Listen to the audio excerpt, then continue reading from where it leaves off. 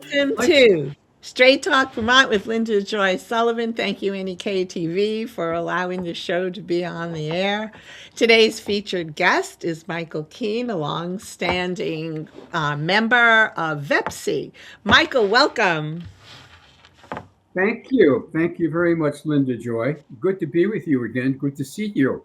What may I do for you? I know. I love having you on. I love having you on because it's always so informative, and you've got such a great background for all the years of going And down I've to got a lot of Bennington. BS that I can file you with too.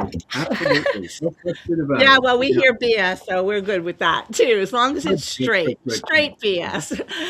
So tell us a little bit about your background again to refresh our listeners, and also then tell us about your reappointment to VEPC and what VEPC is. Sure. Well, my background is a very long story. Uh, Born in Brooklyn, New York, grew up in, actually spent 5 years of my youth in Ireland, in Limerick, at my grandfather's house. My parents moved back to Ireland for a while, came back to the States. I have been back and forth across the ocean so many times as a consultant for a lot of people, for a lot of companies in Norway, France, Belgium, Scotland, uh, Portugal, uh, been consultant to companies in probably 12 or 14 states in the United States, and covered a lot in Canada. In Canada, I've worked with and helped a lot of Canadian insurance companies and banking organizations over my career. Okay. I've probably put, I might as well get it out. I've probably put about 5 million miles behind me Wow. in air Wow. flights. And my wife, who passed away last year, she and I moved up to Vermont in 2006. We bought a place here in Bennington. You've seen it. We thought we'd come up here 3-4 days a week and go back to New Jersey 3 days a week, whatever, for 2 or 3 years. And after 2 months of being here, and I love the story. I love the image. We were packing both our dogs and our suitcases in the car and on the car roof, and we're both standing on the car side, and we're looking at each other over the roof rack and saying, and I'm not even going to use the word that we really used, but what the hell are we doing this for? Why are we going back and forth between New Jersey and Vermont? We went home to New Jersey, contacted 2 different realtors, put the house on the market in New Jersey, had it sold it 6 months later, and moved up to Vermont permanently. It's been kind of fun. Excellent. Excellent. So tell us about VEPC and your appointment to VEPC. Well, this is interesting. Like, what is VEPC? What does that stand for? Vermont Like, is the really? Vermont Economic Progress Council, and it's an organization, I guess, authorized by the state by I don't know how many governors back, which, if you will, anoints a number of citizens, and the citizens number is 9, plus 1 member of the House, of the Vermont House, and 1 member of the Vermont Senate, to look at how do I put this very simply, to be members of the Vermont Economic Progress Council, which has been chaired by a number of very smart people, and whose executive directors from the first moment I got on right through today have been really good people.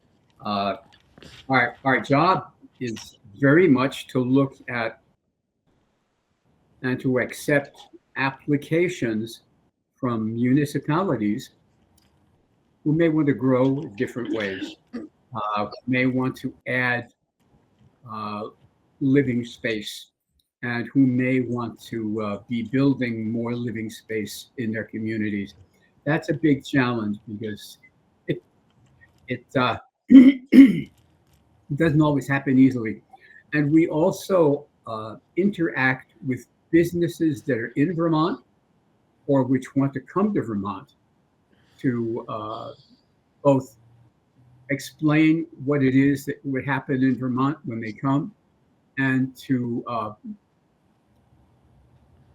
actually to review their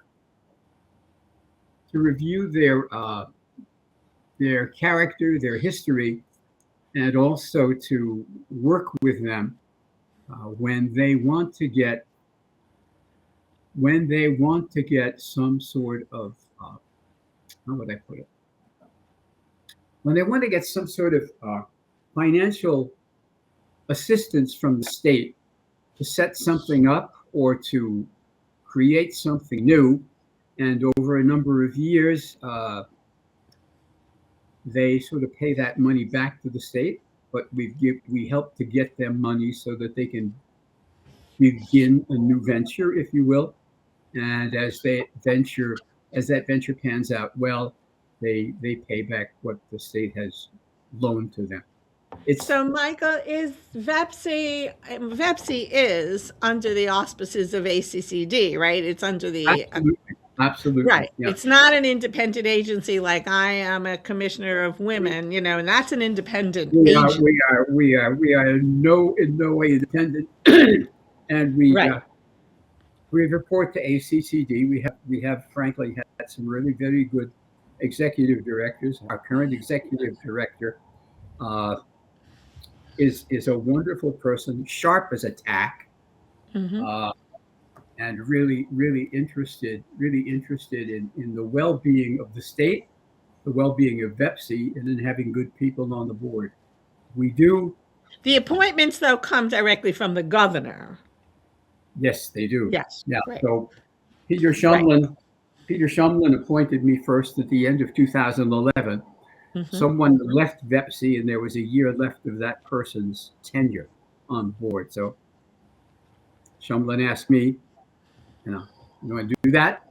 I said, yeah. Well, we had an election party for him on our deck about 10 weeks before that. We had about 70 people on the deck. And sort of felt good to have that little exchange with Shumlin, which put me on VEPC. That was late 2011, and I have been reappointed several times since then. And my current appointment ends in April of 2029. Right. And I think by that time I will have said, all right, I'm saddling up and I'm moving on. Yeah. We don't know. You never say never, right? Well, we have to wait till 2029 to see what you want to do. I'm going to keep it a secret until the day that date comes. There you go. That's always the fun of being appointed. We do a lot of work. I'm proud to say that my colleagues on the board, the 11, the one senator, the one representative from the House, and 9 of us who are citizens from around the state, we work well together. We like what we do. I think we're very focused on trying to do things that benefit the state of Vermont and benefit Vermont's people. There's no question about it. And that's about all I can say. Good. So everybody's hearing, about the TIFs and about CHIP, the new product that's out there. Can you talk to us a little bit about whichever one you'd like to start with? Oh, I have a choice. Thank you. Yes. Okay. It's your only choice on this show right now, and that's I'm taking choices away after this. Thank you. Well, TIF is a tax increment financing. A tax increment financing is something that any municipality in Vermont could use. If it has the right information, if it has the right grasp of what needs to happen, and if it has the right need to build out its community better, to improve its community, to improve the public resources of its community, so that you get better streets, you get better roads, you get better so many things. And within the TIF, a TIF usually happens when a municipality wants to grow in very different ways, and when new businesses want to come into the municipality as well, if there's not enough a good enough building for the business that wants to come in, then business is going to have to build that. The town can assist to a degree. And that's one of the things that the TIF does. It helps the town. So the TIF finance, the financing, it's been around for a long time, and it does have I strong think it's been around. advantages. I think it's been around since about 1992, but Right, it has had several different names. right. Since I've been on, it's been a TIF. Uh, But my big question now is on the TIF because it's at least it's been established. It's been around since, as you said, 1992 in Vermont. So it's tested. You know what I mean? mhm.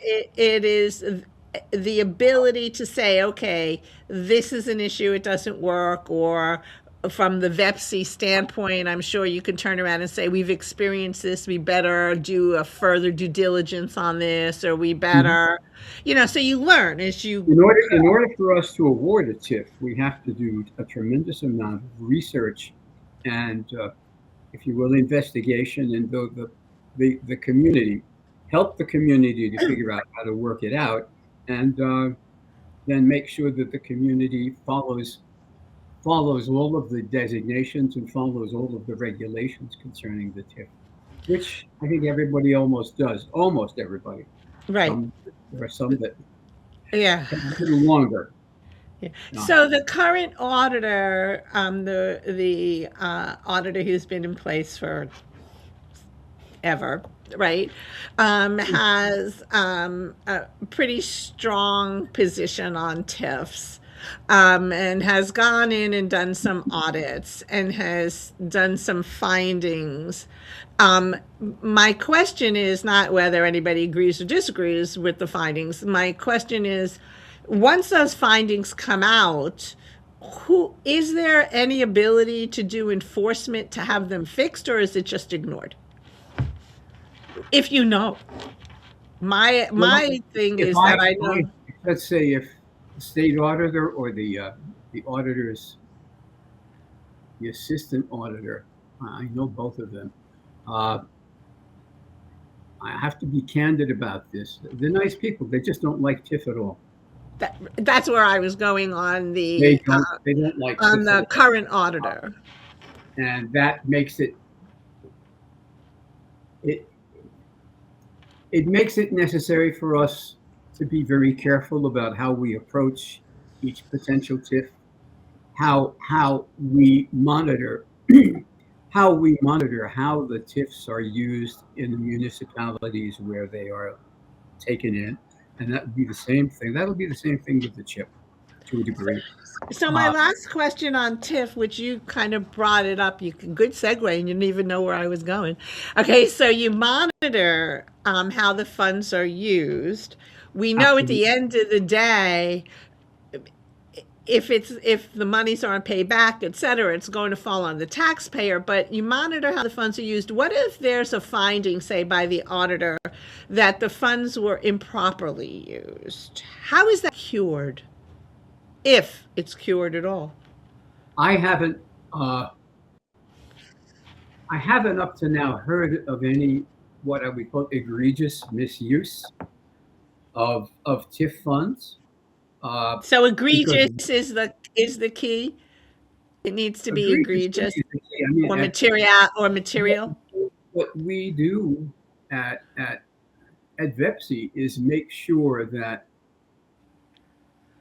our TIF clients prepare and demonstrate to us how they're using the money, what the benefit of the money is for the municipality, and that happens fairly frequently. It happens at least once or twice a year for Mhm. every tip, and it probably will be the same way for every chip. Although the chips will be sort of less, they will be smaller in size, but they will be allowing parts of municipalities to do better in building housing, for example, than they have been up to now. Let's talk about the chip. It's brand new. It's Yeah, first, the applications have just begun, I think, what, maybe last week or the week before, something like that's that, correct. right? The So, applications have just, and we haven't seen a first app. I have not seen a first application yet, but we expect to do see the one. applications go to the executive director, or do they go directly to the board, to the commission They, itself? they go through our executive director and to our executive director's assistant. That all that stuff comes into stuff comes into Jessica Hartleben, and her Uh-huh. assistant, and then it gets distributed to all of us, so that when we go to a VEPC meeting, we've had we've had it in our hands, or we've had it in our laptops for a week or two before we So, talk about it at the so VEPC you see meeting. And all of them. Is that correct, Michael? The executive director doesn't wean them out. Does the executive director send any back with recommendations on how to fix it or not? Or does that have to go through you? that doesn't have to go through us, but 9 times out of 10, uh, the application that comes in is the application that we see, and as we look at it with the executive director, if we find let's say, faults, or if we find areas that we're not quite sure about what an applicant is saying or where an applicant is going, then we will say, and we may even do that when the applicant comes in to introduce themselves and talk about the chip, talk about the application. We may say to them, and we have done a lot of that in the past year, well, you really need to go back and double check this. Uh, we need to understand what you mean by this particular project you're going to do. We need to understand why the money that you're setting aside for this particular piece is so much more than we thought it would be. So it's we have the need, and we have the right to do that. It's not exactly investigation, but it's saying to the applicant, this either sounds a little bit too big, or it sounds a bit too rich, or why are you doing it this way or that way? Sometimes that those questions can be resolved right at a meeting. Many times those questions need to be resolved by the applicant coming back at a slightly later time with a better explanation, or with a new explanation. So That's CHIP, why which is the Community Housing Infrastructure Program, right? That's what CHIP stands that's for, right. correct? Yeah. Mhm. So, it's brand new, Mhm. right? I mean, it's like, okay, It's so ready, new, it doesn't even have diapers yet. there you go. Right, exactly. Right Okay, out of the that womb. little newborn, that little newborn. Here it is. So there's been, criticisms from opponents saying, oh, well, it's going to be too slow of a process, too costly, it doesn't have a history, and it's not even going to effectively solve housing costs. I mean, everybody's going to always be pro or con Sure. something, right? Yeah. And so, how do you see the chip? Tell us what it is. How does it differ from the TIF, if you can? It's simpler. Uh, and a TIF would usually involve a good deal of a municipality one way or another. With a chip, an area in a municipality can just decide we want to build some affordable housing here, and we don't want to go through a whole mishmash of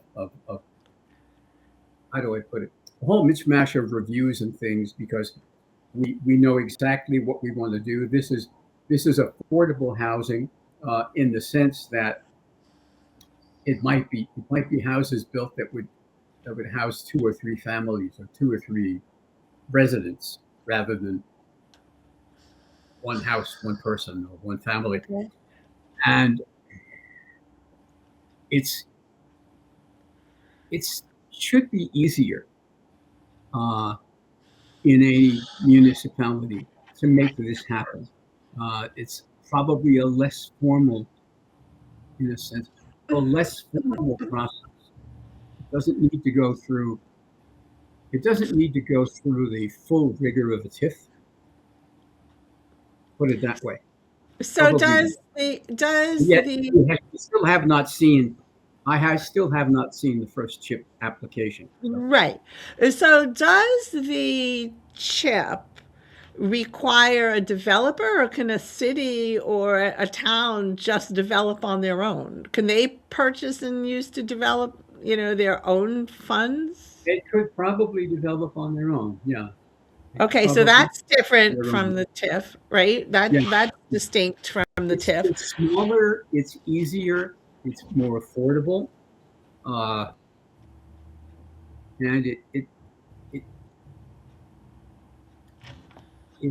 has more to do with housing than it does with anything else in an area that wants to improve, and it has to do with housing that's smaller, more affordable, will house more people, and you're not gonna start with people going into their 10-acre property and building a house. It's going to be small neighborhoods and things like that. That's the best way that I can explain it.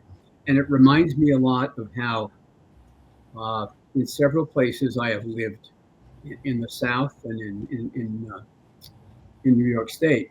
It reminds me of places where people just come in and they begin to build small houses, or they build houses that house 5 or 6 apartments for people.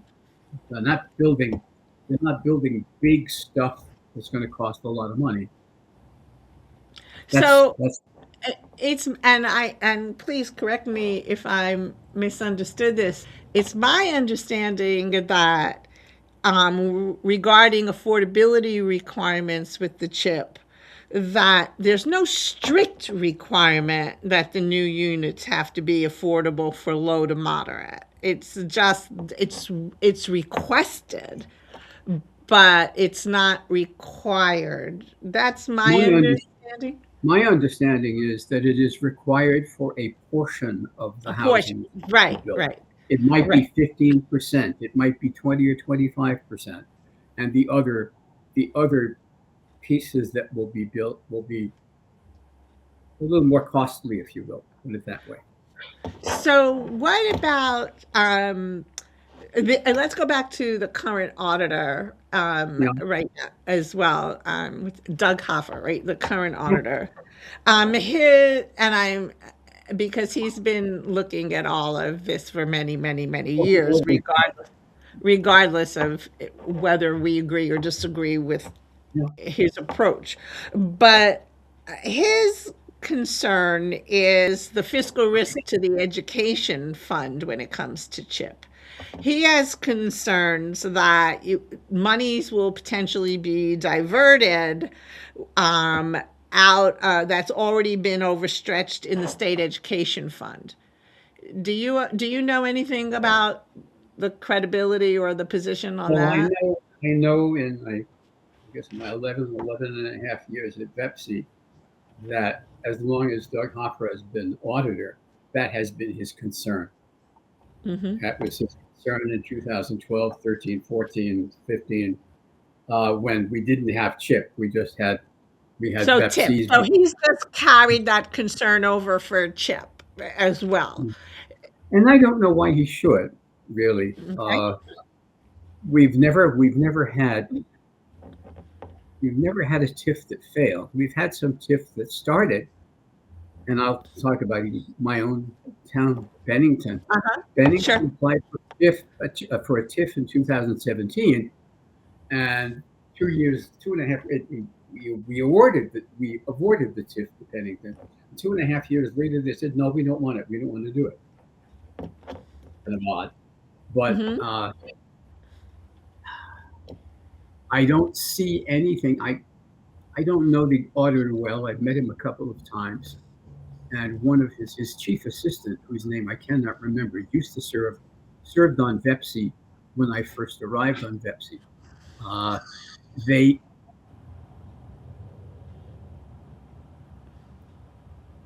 to my mind, they have a very, I'm going to realize what I'm saying, they have somewhat twisted view of, VEPC and of TIF and now of CHIP.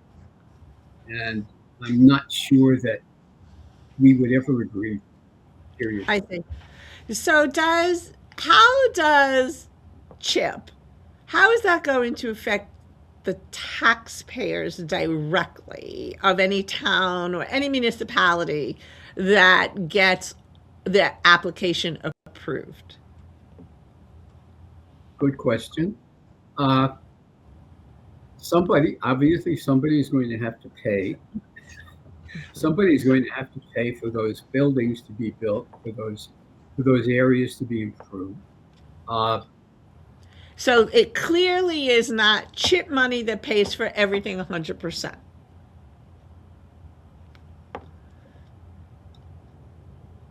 Not pays for it 100% in the beginning, but over time, the benefit. So the return on the investment is what's counted on. The return on the investment is what really makes it smart. Yeah. Okay, so how would the taxpayers be affected then until there's a return that's started to be realized, hopefully is started to be realized, because if it's not realized, then the taxpayers bite the bullet and eat it. Taxpayers won't necessarily be affected unless in fact it is not realized. Yeah. Okay. So when people do their applications, do you look at the longevity of the leadership in the municipalities? I mean, if you have some new leadership who's coming in and it's like, oh, hey, I'm the newly elected person. I've been here for 3 months. Or you're, and I've done all of these changes. I've shifted debt on the balance sheet. I've, changing charters and nothing's tested. Do you look at any of that or not? We do. We want to understand what the intellectual and financial power is. Your lips are moving, but I'm not hearing you sometimes. Oh, I'm not talking. Yeah. we try to understand what is driving the people that are in charge. We try to understand what it is they need in terms of knowledge. We try to make sure that they're the right people doing the financial job that's needed and doing the actual job around making the CHIP happen that's needed. And that can vary from township to township, from municipality to municipality. But in almost every case I've seen, in terms of TIF, we're not talking about CHIP yet, in terms of TIF, everything works out well. Or in, for example, the case of Bennington decided not going to do the TIF. In the case of Montpelier citizens 5, 6 years ago, 7 years ago, could not decide what they wanted to do with the TIF, because part of the TIF would be changing some of the property in downtown that they didn't want to have changed. So their whole application just went out the window. Bennington's application could have slipped under the door. Right. So does the CHIP, from your point of view, I guess, because you haven't seen any come forward yet, and I know it's probably eagerly waiting to see who applies and who would be qualified. When these what's in the application? What are some of the points in the application? Like, what would I have to tell you about my municipality that's not just marketing? What would I have to tell you that's real, something substantial that you could go in and number crunch, that you can turn around and say, well, you're telling me that this is your balance sheet, but, historically, for the past 20 years before you submitted this one, that's not what it was. Well, we do a good investigation. Who does it? Is there a breakout of people on the real investigation comes through our executive director and her assistant. And I think they do a tremendous job of reviewing applications. They deal at first hand with any potential applicant. And by the time the applicant and the application come into us, Jessica and Ellie have reviewed practically everything. So when we see it, it's, if you will, it's the best that the municipality can do up to that point.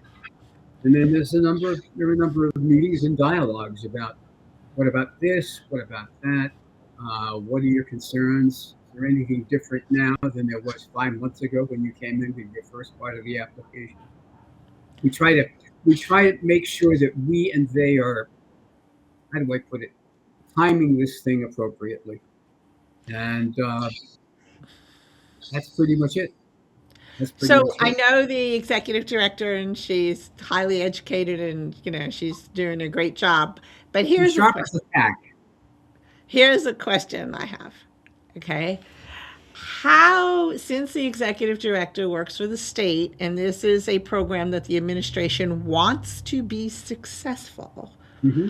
how can you be sure there are no conflicts of interest with the executive director doing a lot of the initial analysis of applications, going out, doing presentations at, these little marketing organizations, having these marketing organizations turn around and say to municipalities, hire us, we'll help you with, your chip, when everybody's presenting at these organizations. So how do you watch out for conflicts of interest with the administration and this program?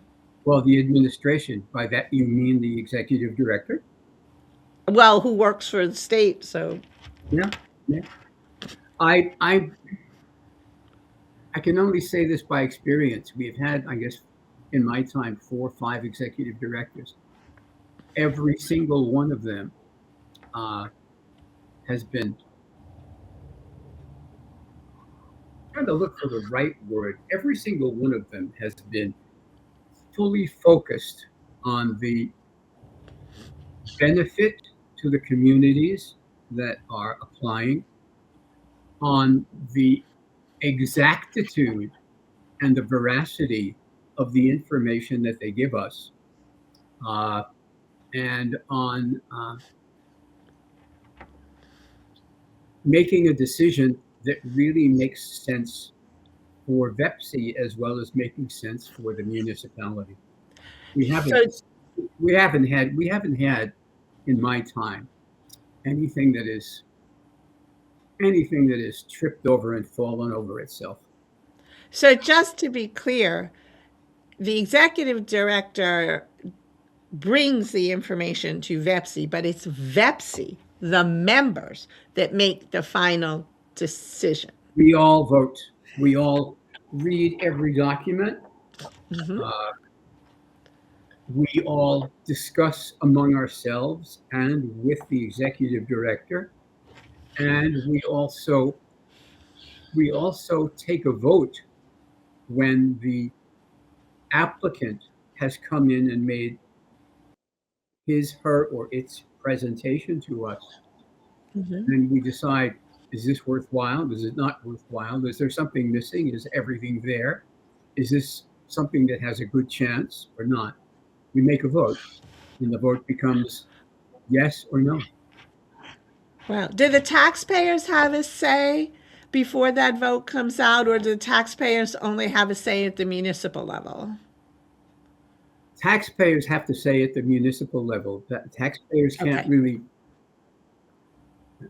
when we make a decision, we're making it as the Vermont Economic Progress Council, which is the 9 people plus a senator and a member of the House of Representatives who read, analyze, and focus on any application that comes in.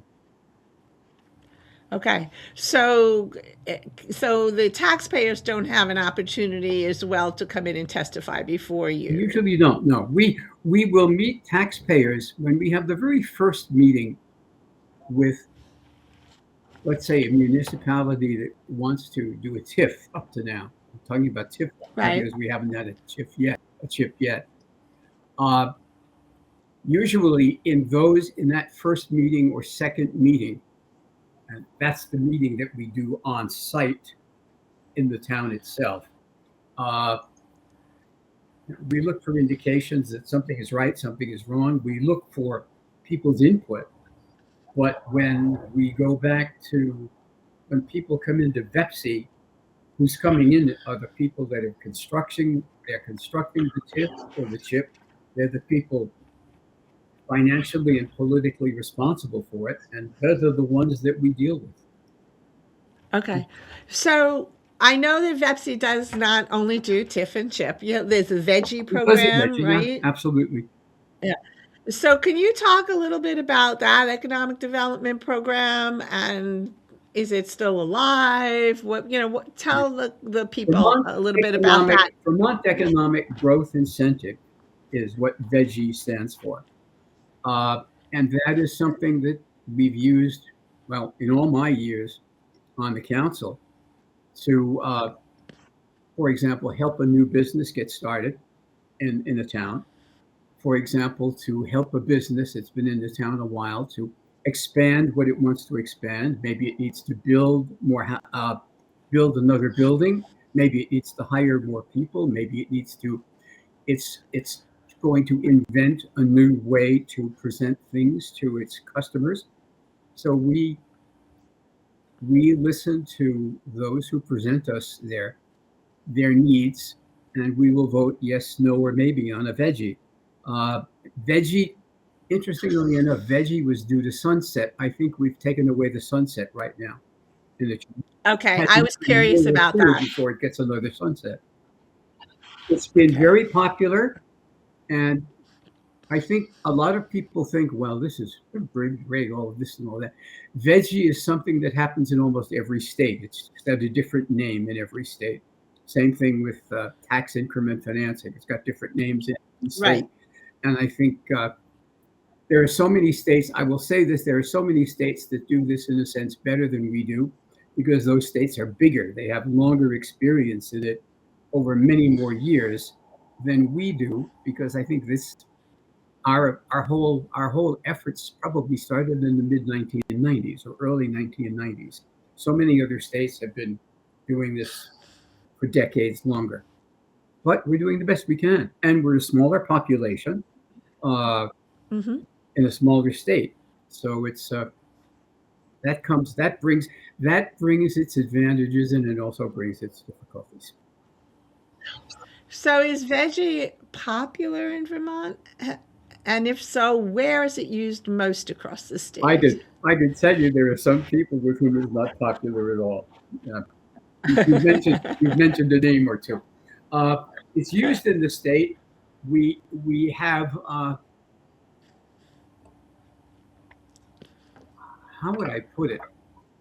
There are some months when we don't have any veggie at all, and there are some months when we have a number of veggie applications that come in. Not every veggie application that comes in either comes before the council because maybe the application is not presented in the right way or there's not enough information that's correct. But every veggie application gets presented to the entire council. The people who have written the veggie, they come in, they make their presentation. Uh, we discuss, they discuss, we discuss again, and then we make a vote. And either it's yes or no. Or we may say to a client, a potential client, well, and this particular thing in your veggie application is not clear. Would you come back in a month or two with some better clarity? Hmm. Really what it's down to. A lot of it is simpler, I think, than most people think. So as we discussed before, VEPC is under ACCD's auspices, but it Absolutely. also affects workforce development because once the product happens, then, of course, workforce development is part of economic development, and that goes under the Department of Labor. So do they Yeah. get involved? Do they testify at all, or do they just sit back and look at the effects after the fact? I've never seen anybody from DOL present at any VEPC meeting, for example. Mhm. I, And when you said there is a House member and a Senate member, yeah, are they both from the same district? no. Where are they from? Who sits on Well, the VEPC we have board? a House member from. Oh, we have a House member from I guess the Wilmington area. We have Okay. I can't remember where our Senate member. Our Senate member. Oh yeah, our House member this year. Our House member is from. Gosh, gosh. Is from the Burlington area, and we have a Senate member from Eastern Vermont. All different. Okay. Yeah. Okay. And And do they, if they're they all are really reelected, if they are reelected, Michael, do they automatically stay on, or is it a rotation of that House and Senate members only are allowed to be on for the 2-year term? It tends to be a rotation. It tends to be Okay. sort of a 2 year. For most of the time that I've been on board, it's been a year or 2 years of a representative or a senator on the council, and then another person is chosen for the next 2 years, whatever. Mhm. Yeah, there is Okay. a turnover. There is a turnover, and I will say that probably 95% of the ones that I have seen have been really good people. I've been a I won't even say anything about the 5%. That's something else. Don't worry Right. about No, that. I understand. So tell me more about VEPC, or tell me what you'd like to speak about to our listeners today.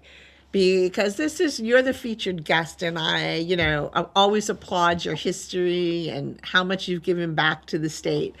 And so, I'm a fan. So tell me, okay, what would you like to talk about, whether it be VEPC or anything else about Vermont? Well, I I haven't given a lot to the state. I don't I don't believe in that. I've just tried to do what I can. My major concerns are economic and in terms of population. Mhm. Uh, we have a very hard time when people come new into Vermont because in many cases they can come in and they can get a good job with a good salary, but they cannot afford to live because of the cost of housing and because of the cost of moving here and there. That always bothers me. Uh, we don't appear to have the kind of approach that will attract and retain more people in Vermont. You look at, for example, the graduates of any university or college in Vermont. Uh, 7 times out of 10, when they're finished, even if they're native Vermonters and they finish with their university or college studies, they're off somewhere else. Mhm. I think that we're not growing the population that we need to move forward. And Mhm. I'm an old guy. I'm going to get older, and I know that. That's one of my I'm not. things. Yeah. Women don't do that. Well, I'm doing that, and I'm doing that with pleasure and joy. Uh, And what we're what pleased to watch you. yeah, what bothers me is that I don't see the mass of people coming into the state of Vermont to become the future population, as I see in Texas, uh, Louisiana, Oregon, Mhm. Idaho,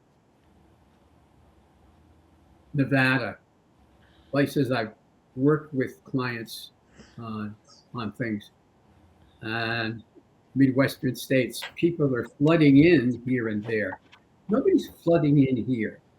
And that bothers me because, yeah, I don't want to see a flood come in here, but I want to see people come in here to be able to replace me, to be able to replace you, be able to All replace right, this Betsy. show's over now. All right. I'm just kidding. We're done. No, we're just starting. No, And so you're right. We as people move on, whether it be the elderly or whether whatever it is, we need to have the new population yeah, coming in. we're And not so how replacing. Vermont being so unique and Vermont being so geographically handicapped when it comes to the types of employment possibilities that are paired with housing, how how do we fix that? Well, for How are that, the I think universities? How are better the ask, universities you better helping? ask the governor. You'd better. Uh, it's very difficult to figure that out. And in the years I've been here, I've been watching people come into the state and like it, but then all of a sudden, a year or two later, they're gone Hmm. because the job that they have is not paying what they need to get paid to afford housing, to afford to have to be able to have children, to be able to afford to live in an area and live comfortably. Nobody wants to live richly. Nobody needs to live lavishly. But there's just a lot that doesn't work for people. And that's Including the significant other issue that always comes along with it. Oftentimes, the yeah, yeah, significant other, gives up a position or can't get the same position, or it is whether they're a homemaker or not working, their lifestyle, yeah, wanting to participate in the community, what they're used to isn't there. So, Vermont is unique in its own description of what Vermont is. And universities, the types of study and careers, are yeah. also geared for different types of positions. So there's a disconnect somehow. And the significant other issue I've always addressed that, even when I was in the legislature. I think that is a major issue. And I think it also contributes hard to the benefits cliff issue. You know what I mean? There's so much going on with that. Because if you're unhappy at home and your spouse or partner says, "We're out of here," you're out Yeah. of here, right? I mean, That's happened in a number of situations with people that I know who have come into the state, they've taken the job, spouse has followed them, and the spouse cannot find work that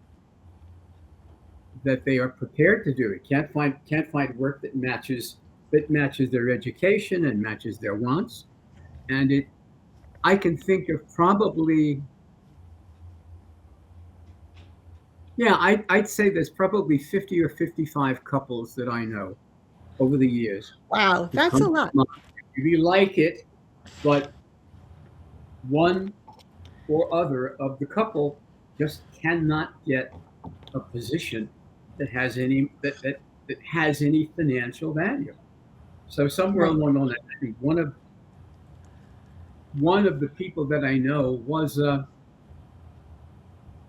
yeah he he he was executive director of VEPC for about 8 months, a number Okay. of years, and his wife couldn't find a job here, and they just picked up and they went to Washington D.C. I still talk with this guy every once in a while. He and his wife are quite happy. They would have been happy here had both of them been able to find and work with a decent position.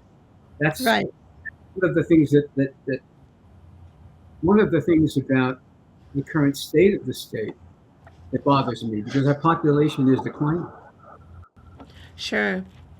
And that's a problem. And transportation, the barriers there.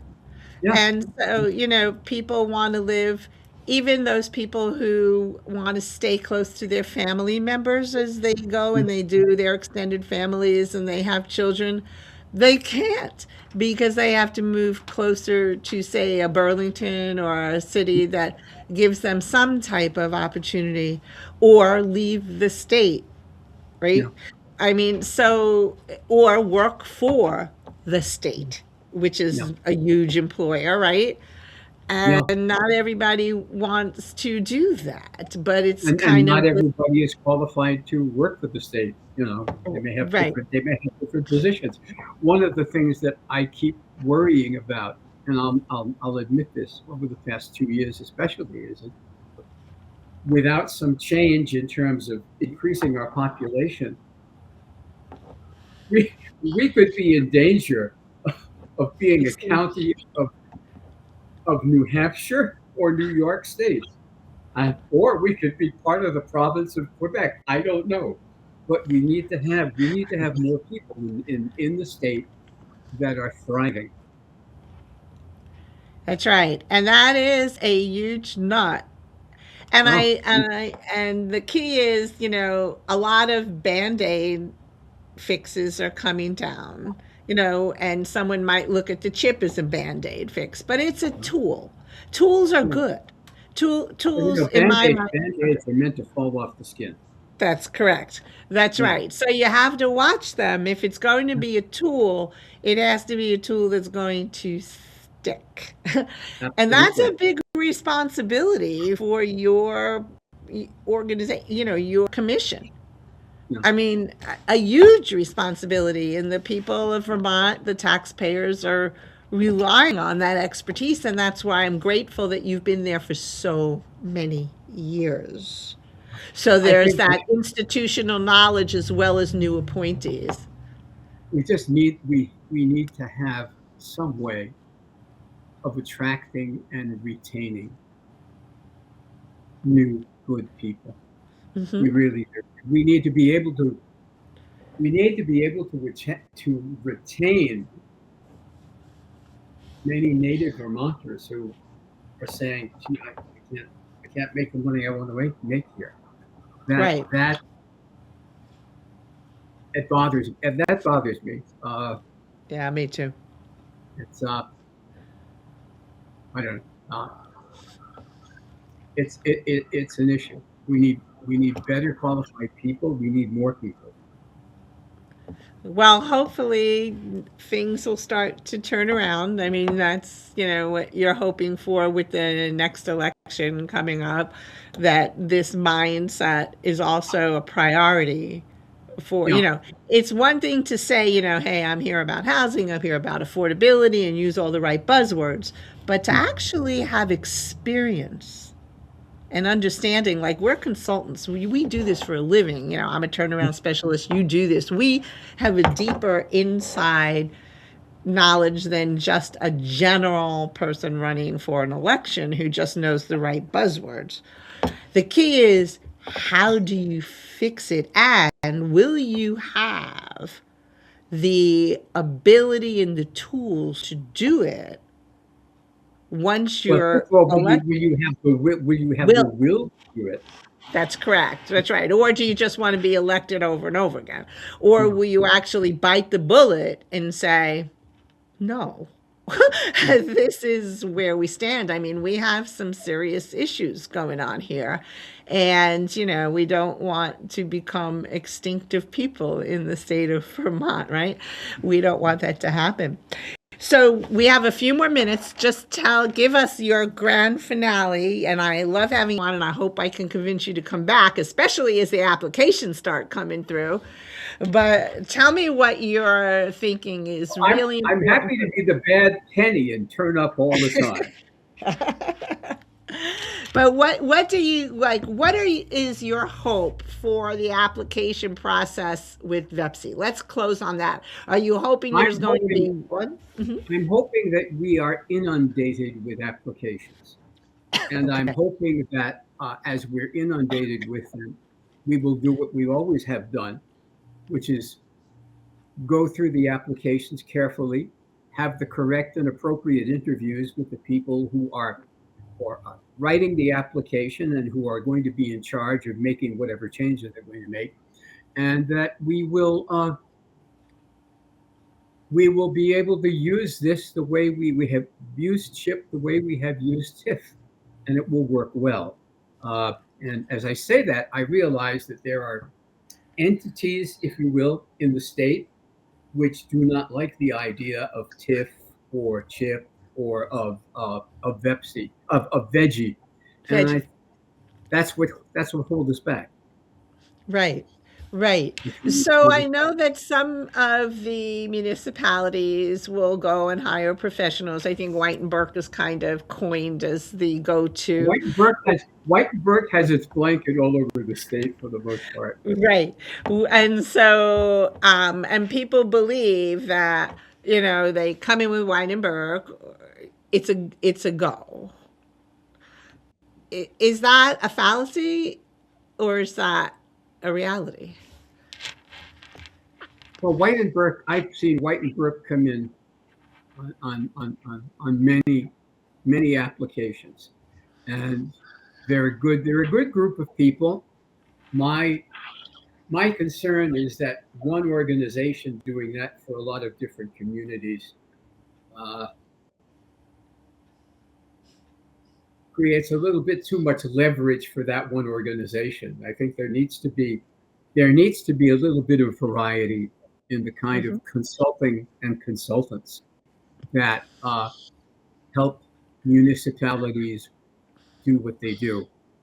Whitenburg is known very well, but every once in a while I sit in a meeting and folks from Whitenburg are there, and I say to myself, I'm not going to use the word I say to myself, but here they are again.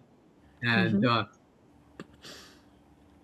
we do need, and the state does need, and municipality do need some level of variety in the consultants that they use.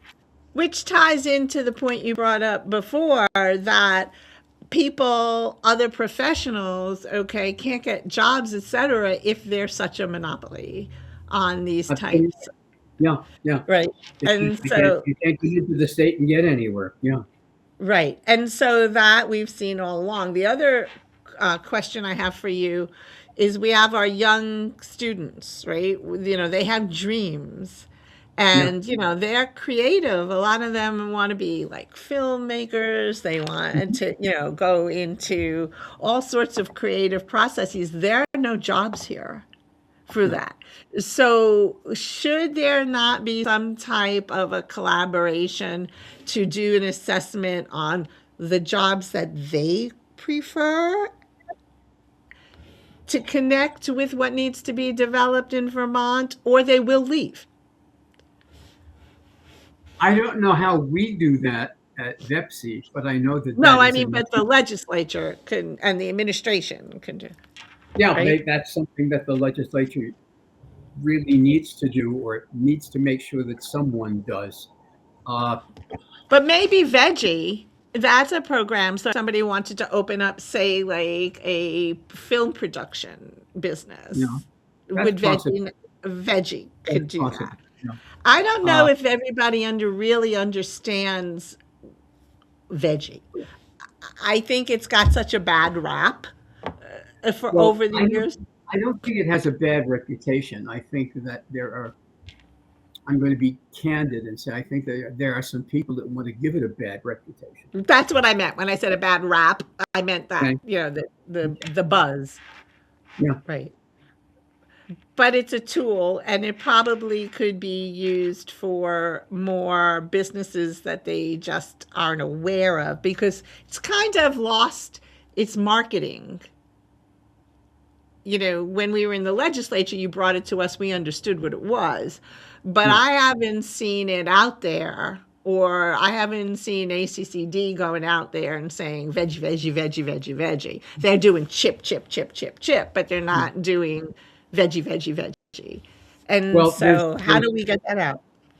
well that really has to come down to businesses being. We have to make businesses more aware that their veggie is possible for them.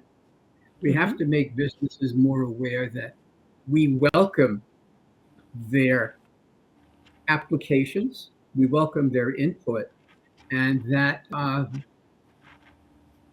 the possibility or the probability of being awarded a veggie really comes down to a how sincere you as the business are, how well you present, and how well how well, in fact, you detail what it is you want to do. Mm-hmm. Some veggies make it. Well, I would say most veggies make it. Some veggies don't. And in Mm-hmm. some cases, people come in with a veggie application, and they realize it's not the right application at the right time. Mm-hmm. That's happened a few times, not a lot, but a few times. Uh, So I just have all, two all more it comes quick down to, questions. Oh, yeah, go go ahead. ahead. I'm sorry. I'm sorry. Finish what you were saying. No, just go ahead. Okay. I want to just go back to Chip because we're running out of time, but I just have two quick questions. Is Chip also available for mobile home communities? I cannot answer that. I believe there might be a slight yes in there. I just don't know. Uh-huh. Uh, and I'll be talking with some folks. I'll be talking probably with Jessica and with John Russell, our VEPC chair, over the next few days, and I'll see what they know about that, and I'll come back to you. Sure, great. I would like to know that. And John has been the chair for a while, correct? 4 years. Or has been He's on. a great chair. Uh-huh. And he's been on VEPC for a while. Yeah, he's been on VEPC maybe 5 or 6. Yeah. Okay, so there's some, institutional knowledge there as well, right? And who appoints the chair? Does the governor select who the chair is? Governor, I believe, yeah, governor makes the appointment. So the governor selects the members, except for the The House governor and appoints the. the members, but the members, I guess what happens is people say, I'd like to see so and so on VEPC. Will you appoint them? I mean, I look at myself as lucky. I've been appointed for Jesus a long time now. Well, Uh, the state's lucky that we're right. They are lucky to have you. But also, so then the governor selects the executive director and then the governor appoints the chair, right? that's Not pretty the, much it. yeah, That's okay. I pretty just much wanted to get the structure down. exactly. Right. Exactly. And that's why you're all under ACCD as well, because you're all there for economic development and Yeah. commerce, right? Right. So that was my big question. I want to say thank you so very much. And you have been a wonderful guest and so informative. You always come with so much information. And I'm going to ask you to come back on as soon as we start to see some of these applications, right? Yeah, absolutely. Well, I am delighted to be here with you. Uh, I am delighted that you and the audience will put up with some of my BS because I'm Irish from Brooklyn. I have a few things to say that are different. I'm glad you're doing this. I really Thank appreciate you. it a lot. And I hope you get down here soon so we can have a cup of coffee or have a glass of wine together. I plan on getting down there in a couple of weeks. Absolutely. I will be there. So, this has been Linda Joy Sullivan. Thank you, NEK-TV on Straight Talk Vermont with Linda Joy Sullivan and our featured guest, Michael Keane of VEPC. Thank you so much, and we'll see you next week.